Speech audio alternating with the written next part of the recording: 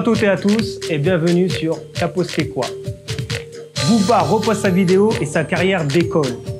As-tu vu un Babtou ou un Mundele casser les reins de la sorte? Notre invité est la preuve vivante que la danse afro est universelle et s'adresse à tous. Si je te dis la vie n'est pas un kiwi cogno, tu t'attends à quoi? Aujourd'hui, avec nous, Vince Crespo. Faisons donc un tour de ses posts Instagram. Alors Vince, t'as posté quoi? Donc bonjour Vince, aujourd'hui tu es avec nous sur le plateau de T'as posté quoi? Est-ce que tu pourrais déjà en introduction faire une présentation de ce que tu fais et de ton art? Ouais, bien sûr.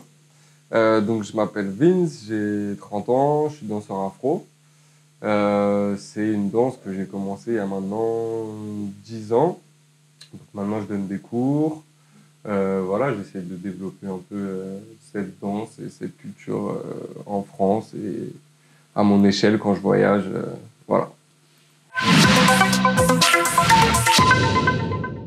Donc sur ce post-là, est-ce que tu peux nous dire par exemple où tu as fait cette photo? Alors cette photo, c'était dans le 13e, pas loin de chez moi, aux Olympiades. C'était pendant un tournage qu'on a fait, où justement je suis habillé pareil. Un tournage avec une pote à moi qui s'appelle Diana. On a fait une vidéo Afro Crump. C'est un concept qu'on a inventé, on va dire, à deux, en mixant nos deux énergies, nos deux danses différentes. Donc elle fait du crump, moi je fais de l'afro. Et voilà, on a mixé un peu tout ça, on a fait une petite vidéo. Et puis après, on s'est fait un petit shooting avec le caméraman. Et voilà, donc c'était à côté de chez moi, Olympiade. Et là, c'est qui te prend en photo? C'est un poteau qui s'appelle Katana Prod, qui filme. Lui, il a une manière de filmer assez particulière et il filme avec des caméras 360. D'accord. Donc ça rend, il y a la vidéo sur mon compte aussi, pour ceux qui veulent la voir, ça rend vraiment, il y a un effet fisheye avec des déplacements, des trucs, c'est une manière de filmer assez particulière, donc voilà, lui il est très chaud là-dedans, et c'est lui qui nous avait filmé, photographié ce jour-là. Et ça fait combien de temps que tu fais de la danse aujourd'hui? Que je fais de la danse, alors j'ai plus ou moins toujours fait un peu de danse, ma mère dansait déjà, donc voilà, il y avait un peu toujours cet esprit, cette ambiance. Bah, dans quel style? Elle faisait du contemporain. Elle a fait de la danse africaine, donc pas de l'afro, rien à voir avec ce que je fais aujourd'hui, mais voilà. Elle avait beaucoup d'influences et beaucoup de styles différents dans sa danse, mais voilà, elle a pris des cours pendant des années, elle s'est beaucoup entraînée. Elle n'était pas danseuse professionnelle, mais voilà, c'était une de ses passions, donc j'ai toujours un peu baigné dedans, et puis j'ai fait du hip-hop quand j'étais jeune. T'as pris beaucoup de cours de hip-hop? J'ai pas vraiment pris de cours, c'était voilà, avec des amis de mon quartier. Si, j'ai pris quelques cours, mais j'ai pas commencé comme ça réellement, en fait. C'était plus des connexions qui ont fait que voilà, j'ai commencé la danse, on s'est entraîné à l'époque à Châtelet ou dans des coins comme ça, ou à la Coupole, à la Défense. Et voilà, et après j'ai découvert l'afro et je me suis mis à fond dedans. Mais tu t'es mis à l'afro, c'est par rapport au rythme que tu as aimé, ou c'est des styles ou des influences que tu as eues par rapport à des potes à toi ou... Ça a commencé comme ça en fait, ça a été une influence dans le sens où c'est un pote à moi qui m'a ramené à une répète. Je connaissais de loin en fait, voilà, toutes ces danses afro, je traînais avec j'avais beaucoup de potes africains. Donc, mais voilà, j'étais intéressé à la danse en elle-même, pas forcément dans l'afro. Et un jour, il y a un pote à moi qui m'a dit « Vas-y, viens à une répète, je pense que ça peut te plaire, toi tu danses et tout en plus. » Et c'était une répète de Dombolo. Donc, c'est un style de danse congolais, pour ceux qui ne connaissent pas, qui se danse en live en fait. Donc, avec des musiciens qui sont censés, quand ils vont suivre le parcours et la danse du danseur. Donc, c'est vraiment une connexion entre le danseur et les musiciens. Donc, tu as un bassiste, un guitariste, un batteur. Et je suis tombé des nues, on va dire, quand j'ai dit « Quoi? Attends, mais le mec, il fait la musique sur comment toi tu danses ?» C'est une dinguerie. Et du coup, voilà, je me suis lancé là-dedans. Et après, j'ai développé dans l'afro, quoi. On m'a dit « Il y a tel style de danse aussi, ça c'est de l'afro aussi, ça vient de tel pays. » Et voilà. Donc, tu connais la carte de l'Afrique par cœur, quoi. Ouais, on va dire ça comme ça.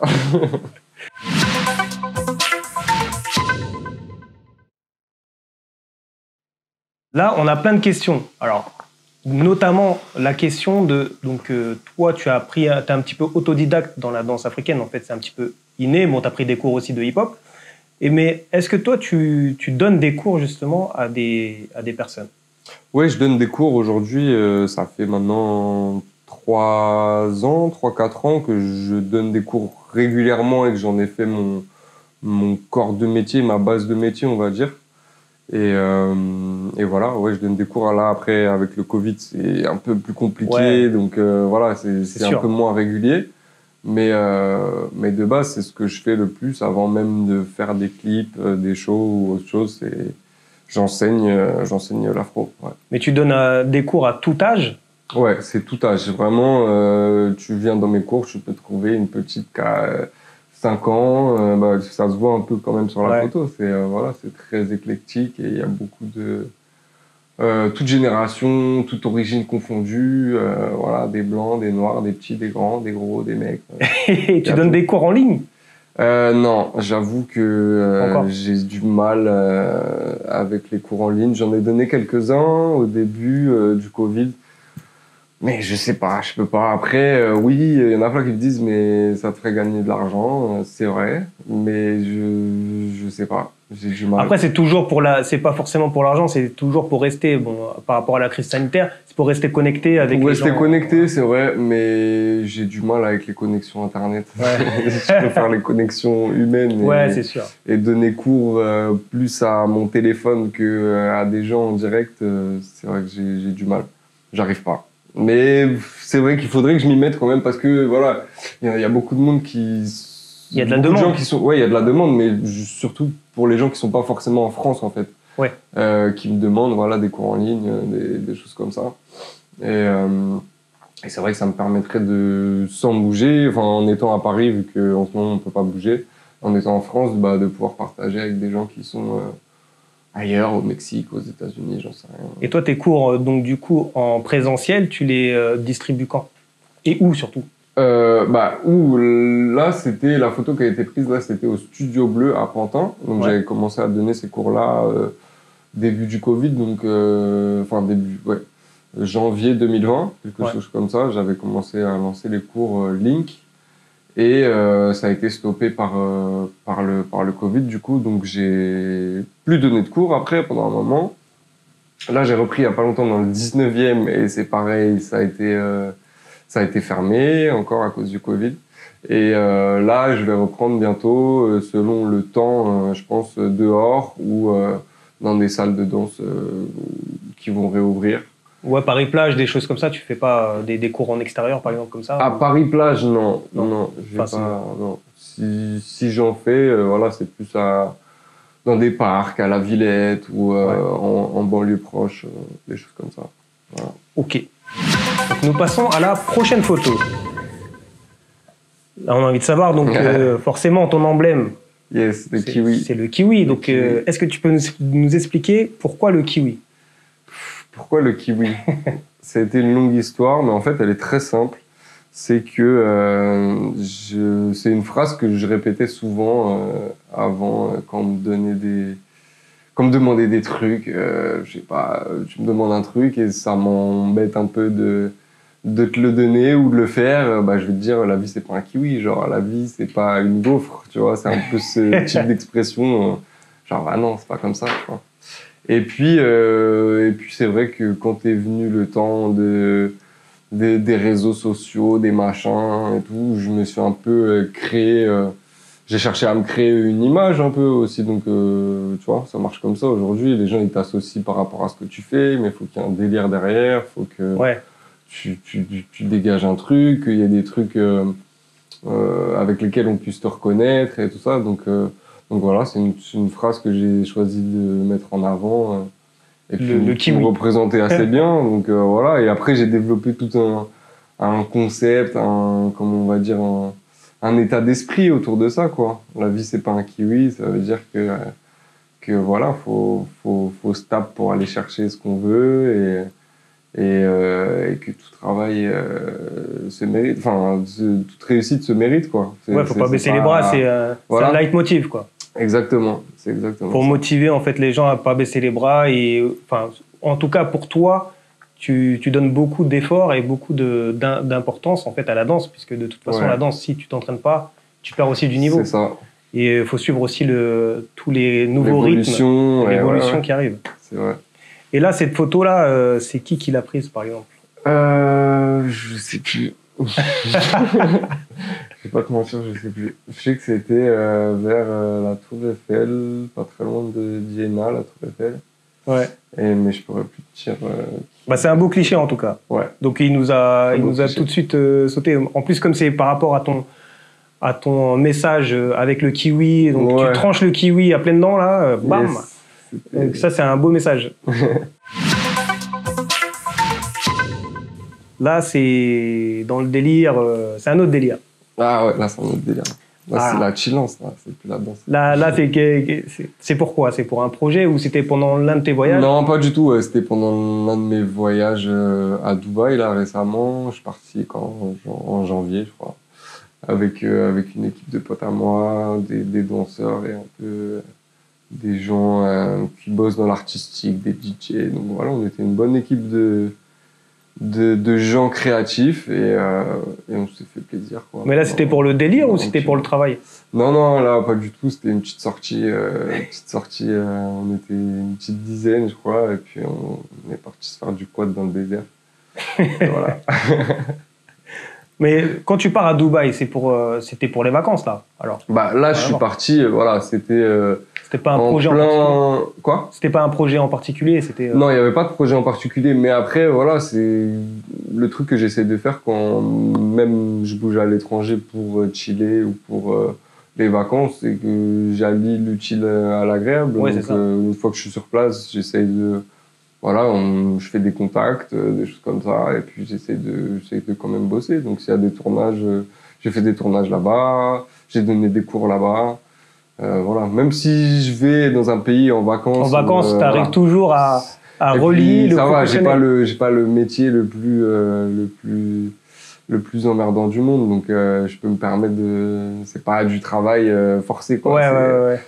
Ça me fait plaisir aussi de le faire. Et justement, là, les posts que tu fais, principalement, c'est que sur Instagram ou tu as d'autres réseaux? Alors, j'ai d'autres réseaux sociaux. C'est vrai que je suis très concentré sur Instagram parce que c'est, on va dire, Instagram et YouTube, c'est les deux réseaux sociaux qui sont le plus, qui ont le plus pété, on va dire, où il y a le plus d'abonnés.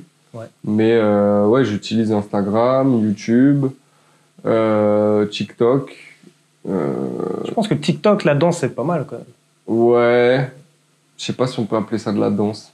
TikTok, c'est plus des challenges, des trucs. C'est plus, on va dire, pour l'exposition, je pense, que ça sert TikTok. Après, la danse en soi, c'est de la danse nette.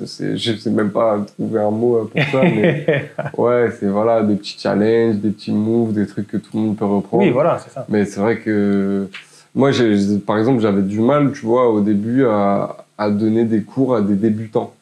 D'accord. Parce que j'avais envie d'envoyer des chorés qui envoient, tu vois, et des trucs qui... Ouais, faut un certain niveau intermédiaire où il y a un certain niveau, tu vois.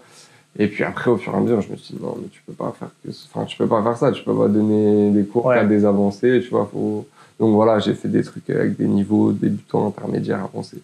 Et TikTok, pour moi, c'est un peu la même image. C'est que, voilà, TikTok, on va dire, ça va être pour les débutants de la danse. Et tu vas aller sur Insta ou YouTube, tu vas avoir des contenus beaucoup plus travaillés, des trucs plus intéressants pour moi à voir. Après, j'utilise quand même TikTok, mais c'est vrai que c'est un peu plus pour les plus jeunes, pour les, entre la vingtaine, entre 15 et 25 ans, on va dire.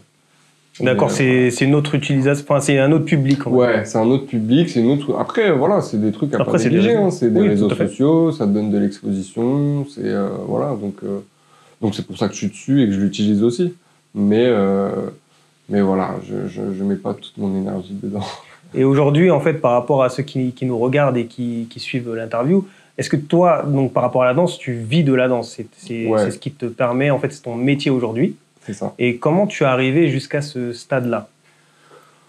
Déjà, c'est une formation, on va dire, parce que là, avant que ça peut-être pour moi, entre guillemets, et que j'ai une exposition mondiale, on va dire, par rapport à mon travail, bah, j'ai eu 7 ans ou 8 ans où je bosse à côté, où voilà, je danse, où la danse était une passion en fait. Ouais. Donc déjà, c'est une grosse formation, un gros bagage culturel et ouais, un bagage de danse à obtenir. Enfin voilà, je pourrais pas me permettre de donner des cours du jour au lendemain d'afro. Ouais. Je sais que voilà, aujourd'hui ça se fait un peu plus, tu vois, ça se démocratise, donc on mélange l'afro avec la zumba, avec je sais pas quoi. Et puis il y a des gens qui connaissent 2-3 pas et qui vont donner des cours, tu vois. Mais voilà, je pense que c'est un truc qu'il faut, comme tout, ça se travaille.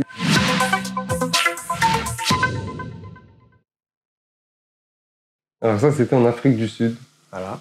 À Cape Town. C'était quand? En janvier ou février. Bah voilà, février 2020, juste avant que je rentre en France et qu'il y ait le premier confinement qui soit annoncé. Mais il y avait forcément les manifestations Gilets jaunes aussi.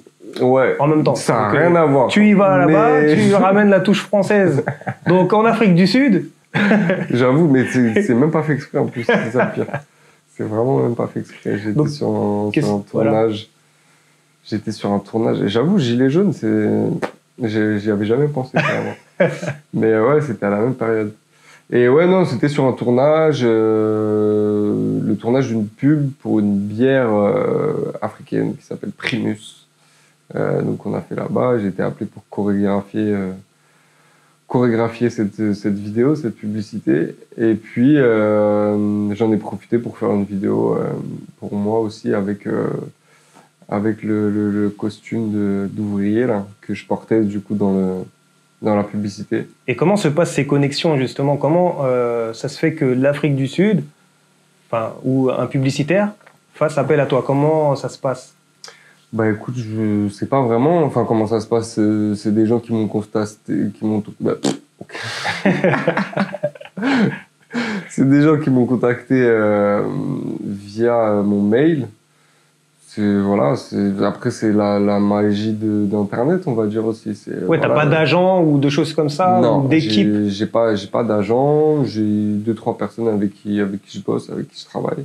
Ouais. Mais on va dire que je suis relativement à mon compte et ouais, j'aime bien avoir la main mise sur ce que je fais et sur ce qui se passe autour de moi. Donc c'est vrai que j'ai du mal un peu à déléguer beaucoup de choses. Ça a été l'exposition que Internet m'a donnée et le réal a vu la vidéo qui avait été partagée par Booba, justement. Et il me semble qu'il s'est dit, voilà, lui, je le veux dans le clip. Et puis, ses équipes m'ont contacté. Et puis, voilà, 3 semaines après, j'étais en Afrique du Sud.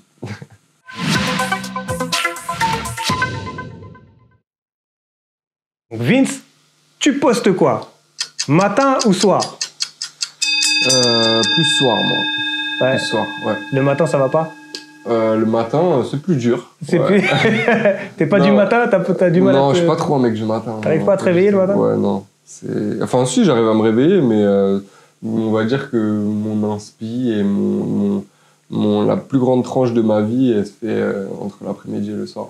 D'accord. Et par rapport à des rendez-vous, t'es toujours à l'heure? Ouais, j'essaye. Ouais. J'essaye. Donc alors, Vince, tu postes quoi? Préparé ou improvisé? En parlant de quoi? Par exemple, t'as un show à faire. Ouais. Tu le prépares ou tu l'improvises? Une danse, tu la prépares ou tu l'improvises? Une chorégraphie? Non, une chorégraphie pour un cours, je la prépare. Parce que c'est un truc qu'il faut travailler, c'est un truc que tu dois apprendre aux gens, donc tu dois savoir la sectionner, connaître les comptes et tout, donc c'est obligé d'être préparé. Mais moi, je suis plus improvisé. Je préfère improviser, juste écouter le son et se laisser... Tu préfères te laisser vibrer et te laisser porter par la musique comme sur du Dombolo, par exemple. Exactement. Donc alors, tu postes quoi? Air Max ou Stan Smith? C'est dur, ça. Hein. C'est dur, Air Max ou Stan Smith. J'ai envie de te dire Air Max, quand même. Air Max. C'est ce que j'ai le plus porté. T'as plus d'Air Max chez toi? Ouais. Que des Stan Smith. Mais après, j'aime beaucoup la Stan Smith aussi. Et c'est vrai qu'Air Max, t'es plus agile avec la Air Max. Il y a des bulles d'air, il y a des... Ouais, pour rebondir. Ouais, voilà. Donc tu postes quoi? Mangue ou kiwi? Est-ce que c'est une réponse que j'ai besoin d'apporter? Le kiwi, direct. Je suis obligé. Le kiwi. Donc nous avons fait le tour de toutes les questions et de tous les posts de Vince Crespo. Donc on laisse le mot de la fin à l'invité. Donc Vince, je te laisse le mot de la fin. Le mot de la fin? Le seul que je peux te donner, à mon avis, vous le connaissez déjà, je vais être obligé, mais c'est que la vie, c'est pas un kiwi. Voilà, c'est ça le beau mot de la fin. Donc je remercie tout le monde. Donc c'est la fin de T'as posté quoi? Et on se voit à très bientôt sur notre chaîne. Si toi aussi tu veux participer à l'émission T'as posté quoi? Envoie-nous un email sur tpquoi.tv@gmail.com. Vous nous trouverez également sur YouTube sur tapostequoi.tv. Abonne-toi également pour avoir toutes les actualités de notre chaîne. À très vite.